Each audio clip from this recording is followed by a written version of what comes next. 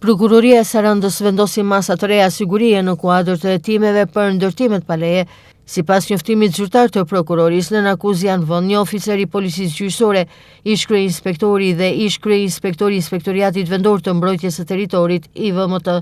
Ata akuzohen për veprat penale, shpërdorimi i detyrës, mosmarrja e masave për ndërprerjen e gjendjes së palishmërisë, kryer më shumë se një herë dhe në bashkëpunim, si dhe për veprën penale ndërtimi i palishëm. Masat e sigurisë janë vendosur për shtetasi Irakli Koçiaj, i cili është shpezulluar nga ushtrimi i detyrës publike, ndalimi i daljes jashtë shtetit si dhe detyrim për të paraqitur në policinë gjyqësore, ndërkohë për Eduard Velin është vendosur masa e sigurisë arrest në shtëpi, si dhe masa alternative garanci pasurore në shumën e 100.000 lekëve. Për Romelio Kadonën, Ilia Gjikën si dhe Elvis Memushin, është caktuar masa e sigurisë detyrim për të paraqitur në policinë gjyqësore. Ndërkohë në njoftimin zyrtar, prokuroria pranë gjykatës së shkallës së parë të jurisdiksionit të përgjithshëm Sarandë bën me dije se po vijon hetimet për identifikimin e zhurasi, dokumentimin e plotë të faktit penal, si dhe individualizimin e përgjegjësisë së çdo punonjësi të Komisariatit të Policisë së Sarandës, por edhe çdo institucioni tjetër përgjegjës.